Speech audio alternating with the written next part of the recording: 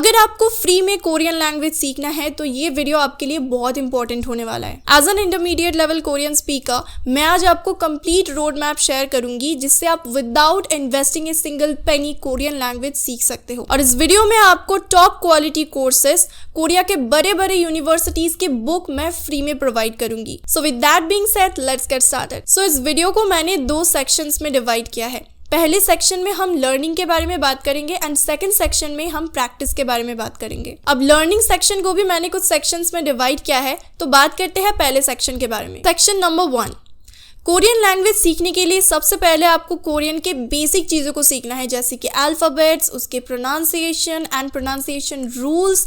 बहुत सारी चीज़ें हैं कोरियन लैंग्वेज में जो आपको सीखना है एंड इन सब चीज़ों को सीखने के लिए ये वाला यूट्यूब प्लेलिस्ट बहुत परफेक्ट है। इवन मैंने भी अपनी स्टार्टिंग यही से की है। देखो, जनरली हम एक ही टाइप का वावेल या कॉन्सोनेंट पढ़ते हैं, लेकिन कोरियन लैंग्वेज में बेसिक और कॉम्प्लेक्स 2 टाइप्स हैं, तो इन सब को आपको अच्छे से याद करना है। इसके अलावा कोरियन अल्फ़ाबेट को प्रोनाउंस करने का भी एक रूल है, आपको वो सब भी अच्छे से सीखना होगा। तो इन सब को सीखने के लिए जो कोर्सेस है वो मैं डिस्क्रिप्शन में ऐड कर दूंगी। Step number 2, learning grammar. देखो, कोरियन लैंग्वेजेस में ना बहुत सारे पार्टिकल्स होते हैं, बहुत सारे एंडिंग्स होते हैं जो आपको अच्छे से समझना होगा, which are very easy. Like ये इंग्लिश ग्रामर से भी बहुत ज़्यादा ईजी है, बहुत ही ईजी है और ये आप बहुत ही कम टाइम में बहुत ही ईजिली सीख सकते हो। बस आपको अच्छे से याद करना है कि कौन सा एंडिंग का मतलब क्या है, कौन सा पार्टिकल कब बैठता है, कौन से कॉन्टेक्स्ट में बैठता है, एंड इट्स वेरी इजी। और मेरा सजेशन यही है, अगर आप ग्रामर अच्छे से सीखना है तो आप किसी भी कोर्स या यूट्यूब वीडियो की तरफ मत जाओ, just follow Korean grammar books.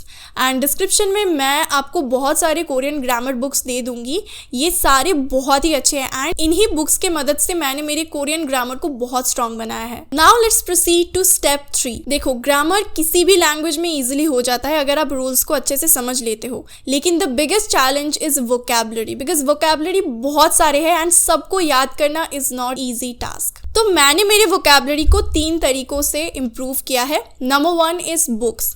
देखो, कोरियन लैंग्वेज के हर एक लेवल्स के हिसाब से बुक्स होते हैं एंड वहाँ पे बेसिकली उस लेवल पे कवर किए जाने वाले सारे टॉपिक्स के रिलेटेड वोकैबुलरी है। तो हर एक लेवल के लिए पर्टिकुलर बुक होता है एंड उस बुक में, मतलब उस लेवल में, फॉर एग्जांपल बिगिनर लेवल में जितनी भी वोकैबुलरीज आपको जाननी चाहिए, उन वोकैबुलरीज को लेकर कुछ स्टोरीज, कुछ पैसेजेस लेके एक्यूमुलेट करके एक बुक बनाया जाता है। अगर आप लेवल वाइज इन बुक्स को अच्छे से पढ़ लेते हो, अच्छे से सीख लेते हो, तो आपकी वोकैबुलरी काफ़ी वहीं पे स्ट्रांग हो जाएगी। Second, Korean drama. Yes, language learning एक ऐसा चीज़ है जहाँ पे आप ड्रामा देख के भी काफ़ी कुछ सीख सकते हो। सो मेरे वोकैबुलरी स्ट्रांग होने के पीछे कोरियन ड्रामा का बहुत बड़ा हाथ है, क्योंकि मैं बहुत ज़्यादा कोरियन ड्रामा देखती थी, अभी भी देखती हूँ एंड उससे आप डेली लाइफ के बहुत सारे वोकैबुलरीज को अच्छे से सीख जाते हो। बस एक ही सजेशन है, जब कोरियन ड्रामा देख रहे हो तब पूरा अटेंशन सिर्फ मेल लीड को ही मत दो, थोड़ा वोकैबुलरीज को भी देख लो। And number 3 is apps. तो कुछ ऐप्स है जो स्पेशली वोकैबुलरी प्रैक्टिस करने के लिए ही बनते हैं, तो मैं इन ऐप्स का लिंक डिस्क्रिप्शन में ऐड कर दूंगी। तो मैं जब कोरियन सीख रही थी तब एक ऐप था टोबो कोरियन। आई डोंट नो, ये अभी प्ले स्टोर में अवेलेबल नहीं है, लेकिन वो बहुत ही बढ़िया ऐप था। अभी भी बहुत सारे अच्छे अच्छे ऐप है, मैं वो सारे डिस्क्रिप्शन में ऐड कर दूंगी। Okay, now the most important part of this video is practice. No matter आप कितने अच्छे से सीख जाओ, अगर आप आउटपुट अच्छे से नहीं दे पाओगे तो कोई काम का नहीं। तो मैं एक लैंग्वेज के 4 एस्पेक्ट्स को प्रैक्टिस करने के तरीके बताती हूँ जो मैंने खुद भी ट्राई किया है। So number 1, reading. तो मैं क्या करती थी, रोज मैं एटलीस्ट कुछ पैसेजेस को पढ़ती थी जोर जोर से। अगर आपका प्रोनाउंसिएशन गलत है, कोई नहीं, आप ऑनलाइन जाओ, यूट्यूब पे सर्च करो, मैं आपको जो बुक्स दूंगी उन बुक्स का ऑडियो वर्जन यूट्यूब पे अवेलेबल है। आपको जस्ट बुक का नाम, पैसेज का नाम एंड कुछ डिटेल्स यूट्यूब में सर्च करना है एंड आपको वो वीडियो मिल जाएगा जहाँ से आप प्रोनाउंसिएशन प्रैक्टिस कर सकते हो। यहाँ पे आप 2 काम कर सकते हो।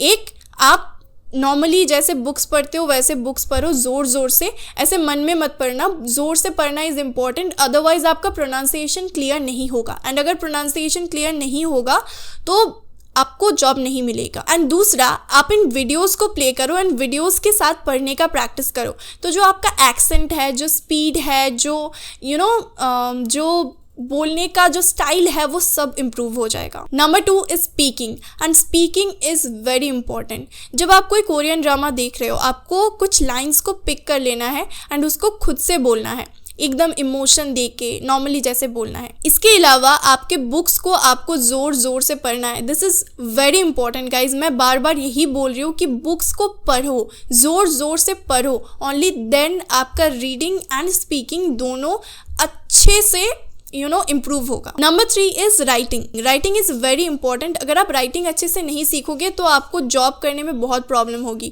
इवन अगर आप कोरिया चले भी जाते हो तो भी आपको बहुत प्रॉब्लम होगी। तो राइटिंग के लिए मैं आपको जो भी बुक्स दूंगी उनमें कुछ एक्सरसाइजेस है, आपको रेगुलरली उसे लिखना है। उन जो क्वेश्चंस है उनका आंसर आपको रेगुलरली लिखना है। And number 4 is listening. And guys पता है most of the foreign language learners इसी स्टेप में फेल हो जाते हैं, क्योंकि लिखना, पढ़ना, बोलना ये सब कर लेते हैं, लेकिन लिसनिंग में फेल हो जाते हैं क्योंकि जो नेटिव स्पीकर्स होते हैं ना वो बहुत फास्ट बोलते हैं एंड उनका एक अपना स्टाइल होता है लैंग्वेज बोलने का। तो मोस्ट ऑफ द टाइम वही समझ में नहीं आता है। जब टॉपिक एग्जाम होता है तब स्पीकर में कुछ ऑडियो चलाया जाता है एंड आपको उसे सुनना पड़ता है एंड आइडेंटिफाई करके फिर आपको क्वेश्चन का आंसर लिखना है। और अगर आपको ये समझ नहीं आया तो आप you will fail literally.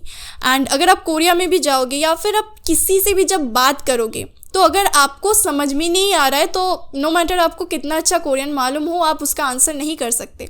So listening के लिए मैं बहुत बढ़िया सोल्यूशन दूंगी एंड दैट इज़ ज़्यादा से ज़्यादा कोरियन ड्रामा देखो। जब आप बहुत ज़्यादा कोरियन ड्रामा देखोगे ना तब वो एक फॉरेन लैंग्वेज फील ही नहीं होगा। एंड आई एम श्योर जो भी बहुत ज़्यादा कोरियन ड्रामा देखते हैं उन लोगों को कोरियन एक फॉरेन लैंग्वेज तो नहीं लगता है। लाइक हम इतना ज़्यादा कोरियन ड्रामा देखते हैं कि it's like a very it's like a native language to me. मैं इतना सुनती हूँ कोरियन, इतना सुनती हूँ मैं, गाना, ड्रामा, मूवी, सब कुछ मैं कोरियन ही देखती हूँ। तो कोरियन इज़ वेरी बहुत ही ज़्यादा नेटिव बन गया है मेरे लिए। सो आप भी अगर कोरियन लैंग्वेज में बहुत सीरियसली करियर परस्यू करना चाहते हो तो कोरियन ड्रामा आपको बहुत हेल्प करेगा। हाँ, लेकिन कोरियन लैंग्वेज सीखते वक्त आपको एक चीज़ का बहुत अच्छे से ध्यान रखना है एंड दैट इज़ ऑनरिफिक्स। यहाँ पे एक्चुअली बात करने के दो स्टाइल होता है, एक है honorifics and number 2 is like normal जो हम बात करते हैं। तो ऑनरिफिक्स बेसिकली हमसे जो बड़े हैं, जो हमारे हमसे हाई रैंक में है, उनके लिए ऑनरिफिक्स यूज़ किया जाता है। फॉर एग्जाम्पल हेलो को हम बोलते हैं अन्यंगसेयो, लेकिन जब हम ऑनरिफिक मतलब जब हमसे कोई बड़े इंसान के साथ या फिर हाई रैंक वाले इंसान के साथ हम बात कर रहे होते हैं तब हमें बोलना होता है अन्यंगहाशिमनिक्का, अन्यंगहाशिमनिक्का, नॉट अन्यंगहासेयो। एक और एग्जाम्पल देती हूँ, अगर आप अपने दोस्त को बोलना चाहते हो लेट्स गो तो आप बोलोगे खाजा।